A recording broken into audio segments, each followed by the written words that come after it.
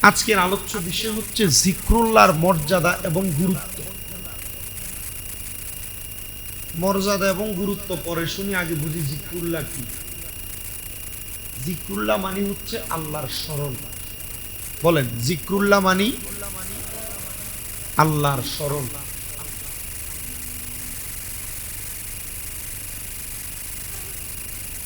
আল্লাহর স্মরণ যারা করে তাদেরকে বলা হয় যাকিরিন। কি বলা হয়? যাকিরিন। অধিক আল্লাহকে স্মরণকারী। মুযাক্কির, অধিক আল্লাহকে স্মরণকারী। যারা স্মরণ করে তাদেরকে স্মরণকারী বলে। যারা স্মরণ করে তাদেরকে বলা হয় যাকিরিন। আমাদের প্রত্যেকের জানা উচিত জিক্রুল্লাহি তাআলা হুয়া আহাম্মুল ওয়াযাইফি লিইবাদাত ইবাদির রহমানি ওয়া আযামুল মুনাজিয়াত। আমরা ওজিফা পালন করি না? বান্দার জন্য সবচাইতে বড় ওজিফা হলো আল্লাহর জিকির করা। সবচেয়ে বড় জিকির ওজিফা কি? আল্লাহর জিকির করা। 2 নাম্বার, বান্দার সবচাইতে বড় দায়িত্ব হলো আল্লাহর জিকির করা। জিক্রুল্লাহ মানে কি? কার স্মরণ করা? আল্লাহর স্মরণ। বান্দার সবচাইতে বড় ওয়াজিফা কি? আল্লাহর জিকির করা। সবচাইতে বড় দায়িত্ব কি? আল্লাহর জিকির করা।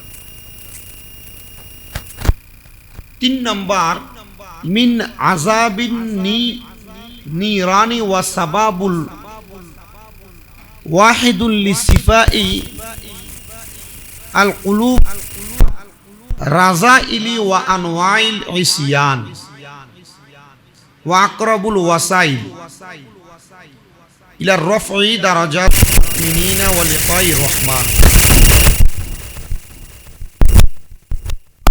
প্রথম অংশ, মিন আযাবিন নিরানি, জাহান্নামের আগুন থেকে মুক্তি লাভের সবচাইতে সফল এবং সহজ উপাদানগুলো আল্লাহর কাছে।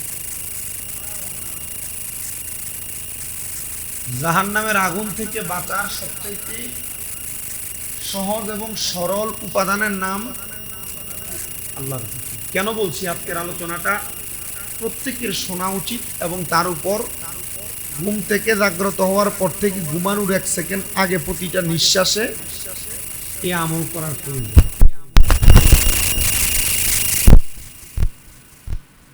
4 নাম্বার, অন্তরকে কবিরা গুনাহ থেকে মুক্তি রাখার জন্য। 5 নাম্বার, অসৎ স্বভাবকে দাফন করার জন্য। কুরিফু থেকে মুক্ত থাকা। কুরিফু মানে খারাপ চিন্তা। এবং অন্তরকে পবিত্র রাখা।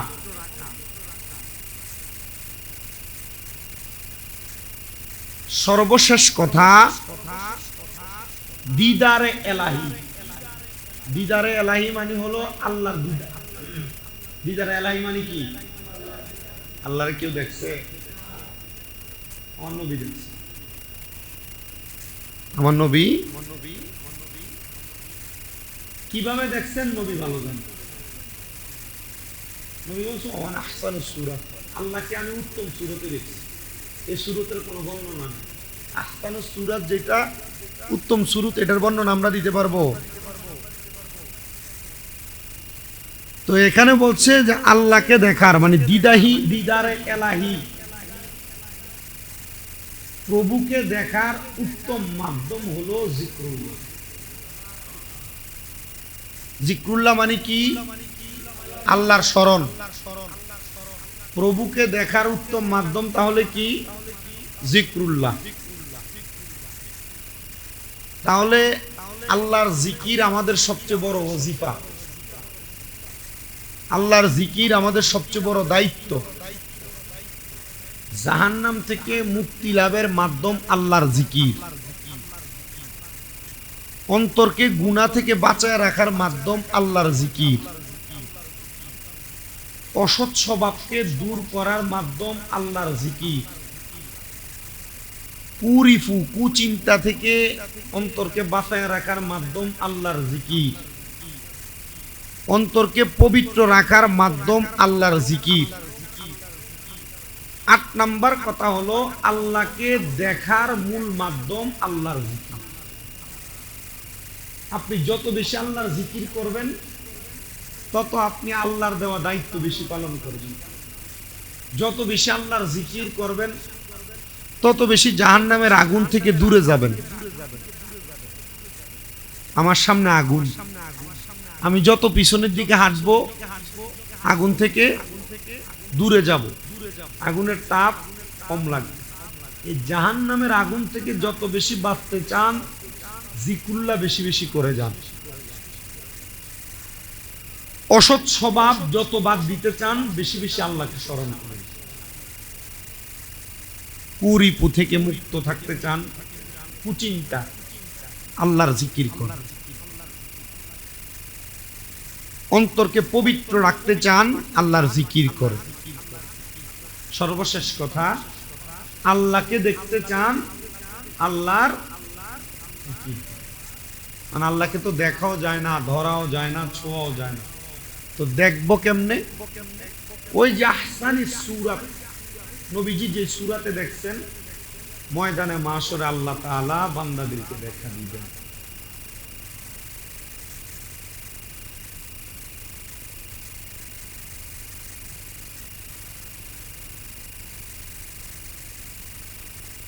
ওয়াহুয়া ফরিদাতুন আলা কুল্লি মুসলিমিন ওয়া মুসলিমাতিন আলা দাওয়ামি আলা হাসবিল ওয়াসঈ ওয়াল ইমকান। মহান আল্লাহর জিকির করা প্রত্যেক মুসলমান নর এবং নারী, পুরুষ এবং নারীর উপর সাধ্য অনুযায়ী ফরজ। আপনার কাজে, আপনার কর্মে, আপনার প্রত্যেক অবসর সময়ে আল্লাহকে আপনি স্মরণ করা, পর্দার আড়ালে যারা মা বোন আছে তারা স্মরণ করা কি ফরজ। অহেতুক ফায়সা কথা, মন্দ কাজ, এগুলা থেকে দূরে থাইকা আল্লাহর জিকির করাই তো ভালো নাকি?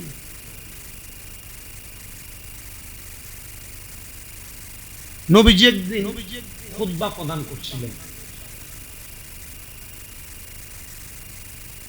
খুতবা প্রদান করার সময় নবীজি উপর একটা আয়াত নাযিল হয়েছে, কোরআনুল কারীম। যে আয়াতে আল্লাহ তাআলা নবীজিকে বলছেন, হে রাসূল, আপনি স্মরণ করুন আপনার রবকে দিলে দিলে। কিভাবে? দিলে দিলে মানে অন্তর অন্তরে। দেখবেন অনেক দরবার শরীফের ওয়াজিফাতে আছে জিকির, মানে জোরে জোরে না,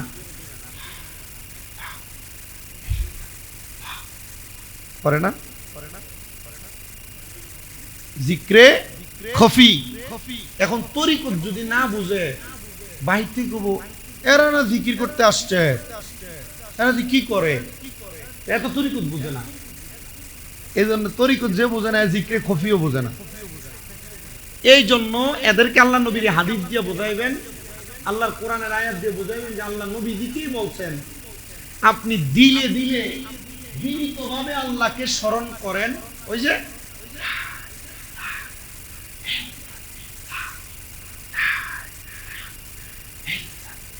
এটাকে দিলে দিলে বলে। এটাকে কি বলে? দিলে দিলে বলে।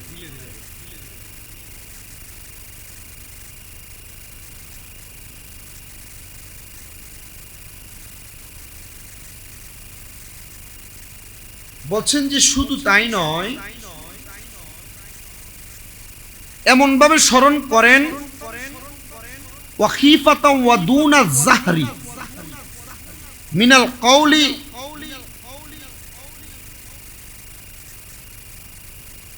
ওয়া বিল গুদুবি ওয়াল আসালি, ভয় বিজড়িত কণ্ঠে, উচ্চ সুরে না, সকালে সন্ধ্যায় সার্বক্ষণিক আপনি কাকে স্মরণ করেন? আল্লাহকে। এখন এই কথা শুনে যদি আমরা জোরে জিকির করা বন্ধ করে দেই, হইল নাকি?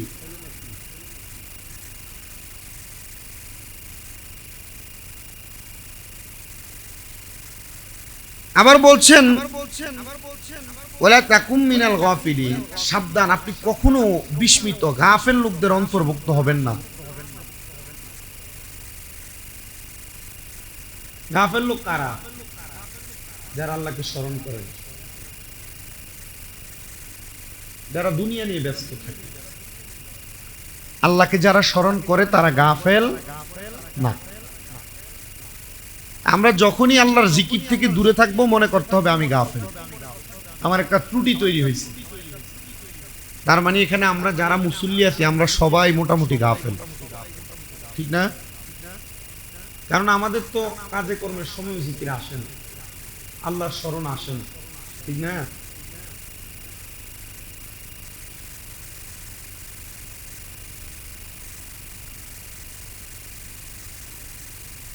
জিকরুল্লাহর মর্যাদা সম্পর্কে কোরআন এবং হাদিস অসংখ্য প্রমাণ দলিল আছে।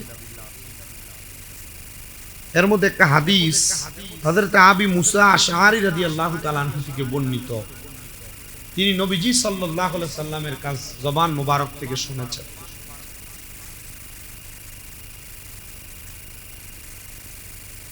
তিনি বলেন, নবীজি ইরশাদ করেন,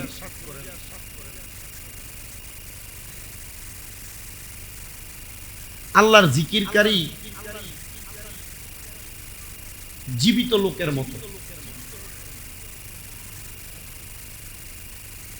আর আল্লাহর জিকির থেকে গাফেল ব্যক্তি মৃত মানুষের মতো।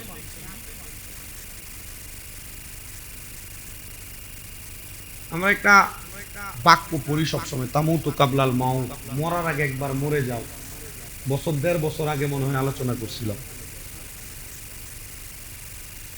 ঠিক এমন আর কি, যারা জিকির করে, জীবিত মানুষ হাঁটাচলা করে, যারা জিকির করে তারা জীবিত, আর যারা আল্লাহকে স্মরণ করে না তারা মৃত মানুষ। কি নড়াচড়া করে, খাবার খায়, চলতে ফিরতে পারে। ঠিক যারা জিকির করে না তাদেরকে নবীজি বলছেন কিসের মতো? মৃত মানুষের মতো। হযরত আবু সাঈদ খুদরি রাদিয়াল্লাহু তাআলা আনহু থেকে আরেকটা হাদিস শরীফ, নবীজি সাল্লাল্লাহু আলাইহি সাল্লাম বলছেন,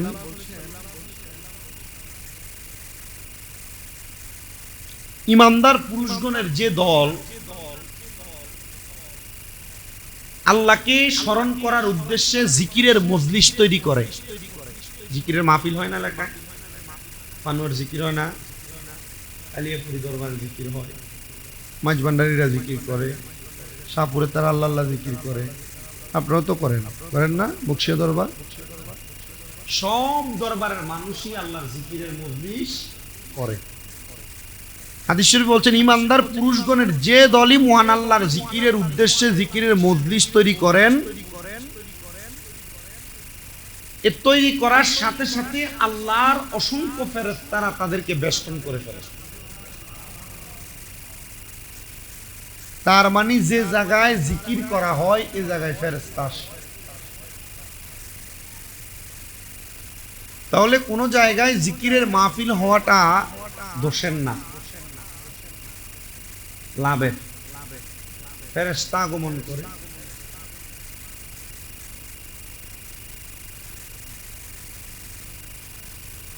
দুই নম্বর, ফেরেশতা যখন তাদেরকে আবদ্ধ করে ফেলে তারপর আল্লাহর রহমত তাদেরকে বেষ্টন করে। আগে বাড়ি বাড়ি জিকির হইতো নি, এখন হয়নি, বন্ধ হয়ে গেছে না আস্তে আস্তে। বিশাল একটা পলিসি আপনার ঘর থেকে জিকির, মিলাদ, দুরুদ, দোয়া বের করে দিয়া গজব ঢুকে দিছে। বাক্সটা এটা চালু করেন, হয় নিজে করেন, নচেত আপনি যে দরবারের বায়াত, এই দরবারে যে কোনো দুইজন একজনকে মাসে 2 মাসে 3 মাসে একবার বাড়িতে নেন, নিয়ে জিকির করান। জিকির করাইলে 2টা লাভ। 1 নাম্বার, ফেরেশতারা এই জায়গাটারে বসন করে। 2 নাম্বার, রহমতের চাদর দিয়ে জায়গাটাকে ঢাকনা দেওয়া হয়। ফেরেশতারা যে জায়গায় আসে, রহমতের চাদর দিয়ে যে জায়গা বেষ্টন হয়, রোগ বালা মুসিবত বিপদ শয়তান আছে, আমরাই তো আমাদেরকে বরবাদ করে ফেলতে। সব জায়গায় মিয়া হিসাব চলে না,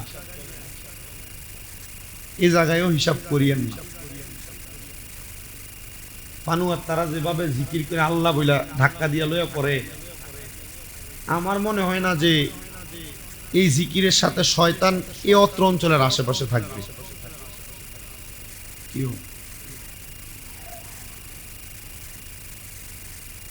এখন তো চলে কোন রকম।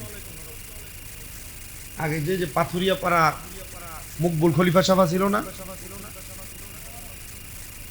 পাথুরিয়া পাড়ার মকবুল খলিফা সাহেবের কথা বলছি, বারাপাড়ার রস। তো আমি ওনার শেষ বয়স অংশে ওনাকে পাইছি। আমি দেখলাম যে হাঁটতেই পারতেন না, লাঠি বোর্ড দিয়ে কোন রকম হাঁটতেন, দাঁতও তো ছিল না সবগুলো। কিন্তু যখন জিকির শুরু হয়ে যাইতো, ওনার হালটা দেখ কি পরিবর্তন হয়ে যাইতো। ওনার হালটা কিভাবে যে পরিবর্তন হয়ে যাইতো কেউ বুঝতো না, তাকে এই থাকতো। ওনার আল্লাহ শব্দের লামের যে ধাক্কা, তাস দিতে যে ধাক্কা দিতেন, এখন তো এগুলা নাই। যা আছে বাদ গরুর গোশত আর বুড়ের ডাল খাওয়া। তবে হ্যাঁ, যদি ঠিক মতো করে, এই জিকিরে রহমতের ফেরেশতা আসে, রহমত দিয়া ঢাকনাও হয়, ঠিক না?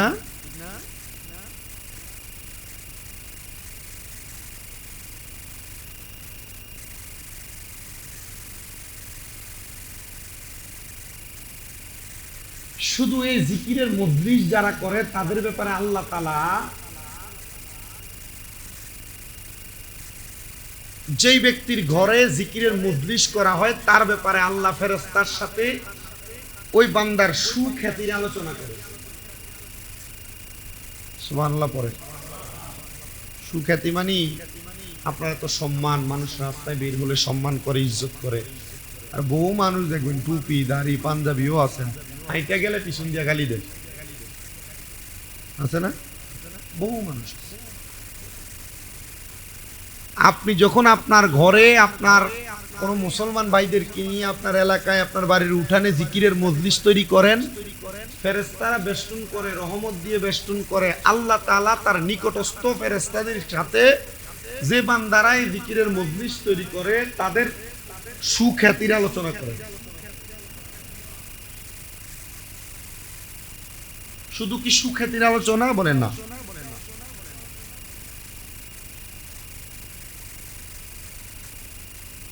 হযরত ইবনে আব্বাস রাদিয়াল্লাহু তাআলা আনহু আরেকটা হাদিসে বলেন, শয়তান একটা বান্দার কলবের উপরে ফাতাইল্লা বলি না আমরা, পাতাইল্লা, এভাবে আমি লম্বা, দাঁড়াইলে আমি কি লম্বা, শয়তান একটা বান্দার বুকের উপরে এভাবে ফাতাইল্লা হইয়া বৈশা থাকে বা আসন বানায়। শয়তানের তো সাহস দেখছেন, আপনার আমার বুকের উপরে শয়তান আসন বানায়।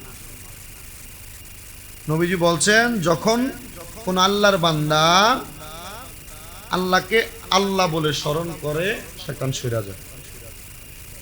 সুবহানাল্লাহ পড়েন না। আমি কিন্তু আপনারা বোঝার জন্য আস্তে আস্তে আজকের কথাগুলো বলতেছি। কিন্তু যখন কোন বান্দা আল্লাহর স্মরণ থেকে গাফেল হয়ে যায়, মানে আল্লাহর স্মরণ করাকে বন্ধ করে দেয় অথবা স্মরণ করা কমায়া দেয়, তখন ওই শয়তান ওই বান্দার মনের ভিতরে কুমন্ত্রণা দিতে থাকে। মানে শয়তানের বসতিটা তখন ওই বান্দার বুকের ভিতরে হয়। তার মানে আমাদের সমাজে যারা কুকর্ম করে বেড়ায়, কুকথা বলে বেড়ায়, কুস্বভাব নিয়ে চলাফেরা করে বেড়ায়, এদের বুকের ভিতরে কে বাসা বাঁধছে? এত আসতে গেলেন কথাটা, আপনাদের এই কথায় শয়তান খুশি হয়ে যাবে। তাহলে আমাদের সমাজে যারা কুকর্ম করে বেড়ায়, কুকথা বলে বেড়ায়, কুকাজ করে বেড়ায়, মানুষের মাঝে কুশব্দ ব্যবহার করে চলে, তাদের অন্তরে কে বাসা বাঁধছে? তাদের অন্তরের ভিতরে কার বাসা? তাহলে কি এখন থেকে আর শয়তান আপনারা হাতে ধরে আঙ্গুলের ইশারা দিয়ে চিনানো লাগবো? তার কর্মই বলবো কি বালা না শয়তান? আমার কর্মই বলবো আমি ভালো না শয়তান। আমি এমন কোন কর্ম করব না যে কর্মের কারণে মানুষ আমার দেখলেই মনে মনে চিন্তা করবে এ আত্মা শয়তান রে। কি বলেন? এমন কোন কর্ম করব না যে কর্মের কারণে মানুষ আমার দেখলে বলবো এটাই আত্মা শয়তান।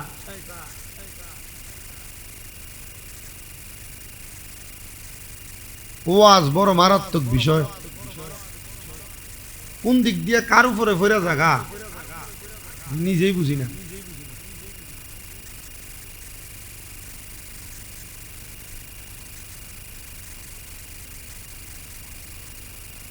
এটা তো বলছি পূর্বে অনেক আলোচনায়। নবীজি বলেন যখন তোমরা বেহেশতের বাগানে পৌঁছাবে তোমরা বেহেশতের ফল ভক্ষণ করবে। বেহেশতের ফল কি?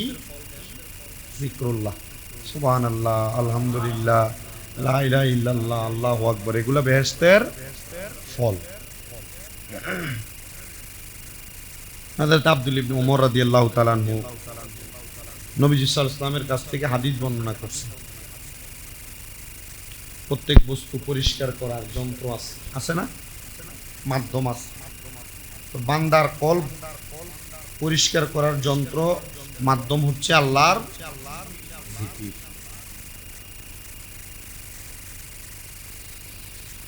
আল্লাহর জিকিরের চাইতে আযাব থেকে মুক্তিদাতা আর কোন ইবাদত না। প্রথম বলছিলাম না 8টা বিষয়, আপনারা যারা পরে 8টা বিষয় বলছিলাম না, 8টার ভিতরে এটা একটা আছে। জাহান্নাম থেকে মুক্তি লাভের মাধ্যম কি? জিক্রুল্লাহ। বলেন কি? জিক্রুল্লাহ। একটু অন্যভাবে বলেন না যে জিকির, এটা তো বলি সবসময়। জিকির মানে স্মরণ করা, আর জিক্রুল্লাহ মানে কারে স্মরণ করা? আল্লাহরে স্মরণ করা। কাউরে দাওয়াত দিলে বলে জিক্রুল্লাহতে থাইকো সবসময়। জিক্রুল্লাহ কি? তখন আপনারা জিগাইব, যদি বুঝের হয় জিগাইব, আর না বুঝের হলে আইসে উড়াইব। জিক্রুল্লাহ মানে কার স্মরণ? আল্লাহর স্মরণ। জাহান্নাম থেকে মুক্তি পাওয়ার সবচাইতে মূল মাধ্যম কি? জিক্রুল্লাহ। হ্যাঁ, জিক্রুল্লাহ। হযরতে আব্দুল ইবনে বুশর রাদিয়াল্লাহু তাআলা আনহু একটা হাদিস বর্ণনা করেন। এক সাহাবী রাসূল সাল্লাল্লাহু আলাইহি ওয়াসাল্লামের কাছে আয়েশা বলেন, ইয়া রাসূলুল্লাহ, ইসলামের বিধিবিধান আমার উপরে অনেক। ইসলামের অনেক নিয়ম কারণ বিধিবিধান আছে না? ওই ব্যক্তিও নবীজির কাছে আয়েশা বলেন, ইয়া রাসূলুল্লাহ, ইসলামের অনেক বিধিবিধান আমার কাছে।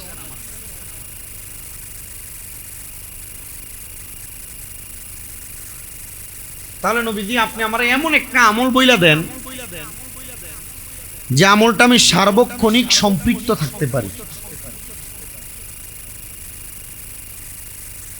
তো নবী সাল্লাল্লাহু আলাইহি ওয়াসাল্লাম বলছেন তোমার জিহ্বা সর্বদা আল্লাহর জিকিরে সম্পৃক্ত থাকবে। তোমার জিহ্বা সবসময় কার জিকিরে থাকবে?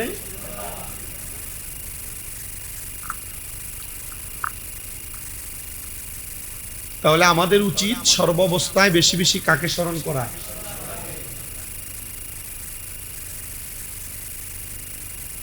গাছের পাতা হলুদ হয়ে ঝরে যায় কোন সময় না? এটার কোন কি কাল বলে? বসন্তকাল না?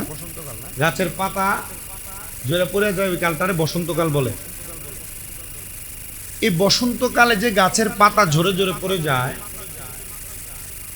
আল্লাহর কোন বান্দা যখন আল্লাহকে স্মরণ করে,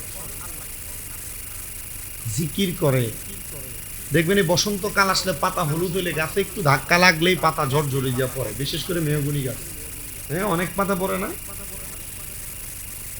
ঠিক এ বসন্তকালের মতো বান্দার কলব, বান্দার কল্প। ঠিক বসন্তকালে গাছের পাতা হলুদ হয়ে গেলে, একটু নাড়া লাগলে যেভাবে পাতাগুলো ঝরে পড়ে, আল্লাহর কোন বান্দা আল্লাহকে স্মরণ করলে ঠিক বসন্তকালের গাছের পাতার মতো তার গুনাহ ঝরে ঝরে পড়ে। আমাদের আজকের আলোচনার বিষয় কি? জিক্রুল্লাহর গুরুত্ব এবং মর্যাদা। আমাদেরকে বিপদ থেকেও বাঁচায় জিক্রুল্লাহ, আমাদের ওজিফা দায়িত্ব জিক্রুল্লাহ, জাহান্নাম থেকেও বাঁচায় জিক্রুল্লাহ, অসৎ কাজ থেকেও বাঁচায় জিক্রুল্লাহ, কুরিপু থেকেও বাঁচায় জিক্রুল্লাহ, ও অন্তরকে পবিত্র রাখার মাধ্যমও জিক্রুল্লাহ, আল্লাহকে দেখার মাধ্যমও জিক্রুল্লাহ। তাহলে আমাদেরকে কি দুনিয়ার কাজটা বেশি করা উচিত, না জিক্রুল্লাহ আল্লাহর স্মরণ বেশি করা উচিত?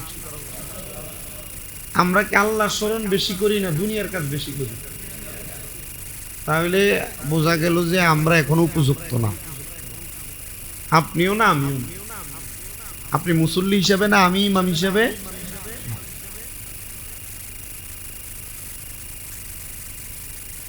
আমাদের অহেতুক পায়সা যে সময়গুলো অতিবাহিত হয়, আপনাদের সবার কাছে আবদার, আমি আমার সারা বিশ্বে আমার যত ভক্ত আছে আমি এদেরকে বলে দিচ্ছি, 1 নাম্বার সর্বাবস্থায় ওযু নিয়ে থাকবা।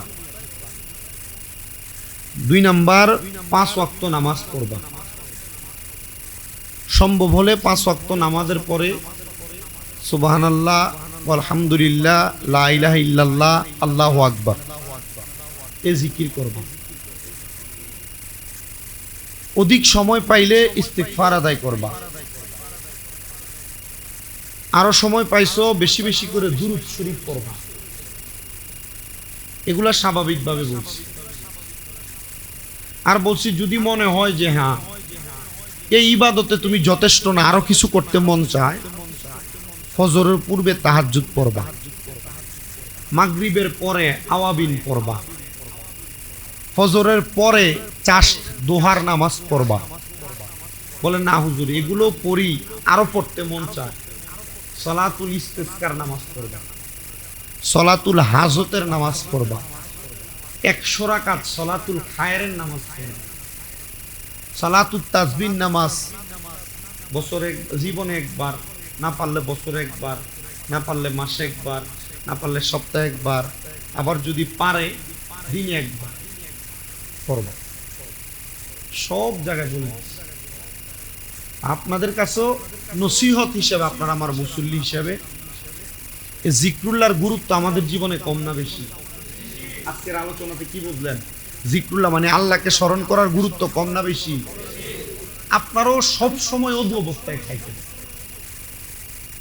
অজু অবস্থায় থাকা অবস্থায় কাকে স্মরণ করবেন? কম না বেশি?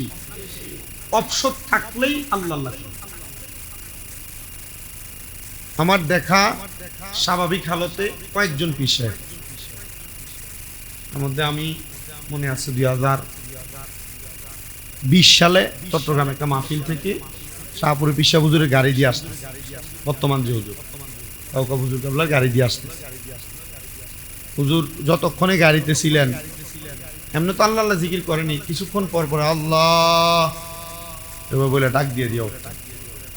আরেকজন দেখছি কামাল্লা দরবার শরীফ মুরাদনগরে, কামাল্লা দরবার শরীফের পীর সাহেব হুজুর, উনি ইন্তেকাল করছেন, মরহুম পীর সাহেব হুজুর পর্দা নিয়ে গেছেন। উনি যখন জিকির করতেন না, হঠাৎ হঠাৎ মানে হাল পরিবর্তন হয়ে যেতেন দেখতাম। এর মধ্যে আরো অনেক অনেক হুজুরা, এমনি তো পীর সাহেবের অভাব নাই, বহু পীর আছে না, পীরের অভাব নাই বাংলাদেশে, কিন্তু এমন হাল পরিবর্তন হওয়া, জিকিরের মাধ্যমে জজবা তৈরি হওয়া, এমন পীর খুব কম আছে, এমন পীর খুব কম আছে। এর মধ্যে কয়েকজন দেখছি। তো স্বাভাবিক মানুষের ভিতরে আমরা একবারে ছোট থাকতে যেমন জিকিরের হাল পরিবর্তন হওয়া মানুষ দেখছি, এখন কিন্তু এই মানুষ পাওয়া যাইতেছে না। আসেনি, দেননি রাস্তাঘাটেও যে আল্লাহর জিকিরে একবারে পুরা মশগুল থাকে, পাই না, দেখিও না। এই জন্যই দুনিয়ার হাল পরিবর্তন হয়ে গেছে। মানুষের হাল যখন পরিবর্তন হয়ে গেছে, দুনিয়ার হালও পরিবর্তন হয়ে গেছে। তা আমাদের দরকার আমাদের হালটাকে পূর্বের হালে নিয়ে যাবে,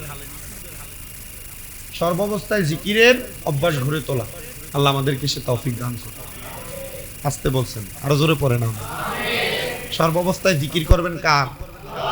অনেকে শুধু শুনছে, মানে দায়িত্বের খাতিরে শুক্রবার মসজিদে আসছি আর কি। না, এগুলো বন্ধ রাখেন। একটু শুক্রবারে যে কথাগুলো বলি এগুলোর উপর আমল করেন। আমি এতক্ষণ আপনাদের কাছে মনে 45 মিনিটের কাছাকাছি সময় উপরে এই যে কথাগুলো বলছি, এই কথাগুলো বলার জন্য আমার 1-1.5 ঘন্টা পড়তে হয়েছে।